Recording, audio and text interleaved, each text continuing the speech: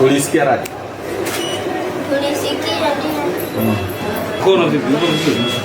Sasa tumemwambia mama akutunze vizuri kwa sababu wewe Mungu amekupa nini? Maisha. Sawa, hapo unaandikaje?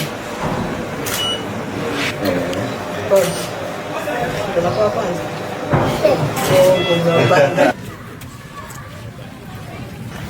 Ilipoanza kunyesha mvua, baadhi walianza kukimbia. Kwa hiyo wao, kwa sababu mvua ilikuwa inachanganya, wakakaa chini ya mti, ndipo radi ilipopiga.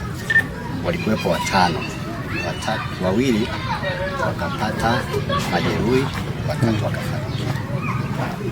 Tukawabeba tukawapeleka zahanati, na baada hapo tukawachia madaktari, wakatupa taarifa kwamba wawili wanaendelea vizuri, lakini watatu walifariki.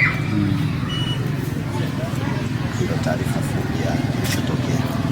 Kwa maendeleo ya sekta ya utalii na huduma za hoteli nchini, Parrot Hotel iliyopo Kaloleni katikati ya jiji la Arusha ni fahari ya Tanzania. Ina bwawa la kisasa la kuogelea na kupumzika kwa watu wa rika zote, mapokezi yenye ubora.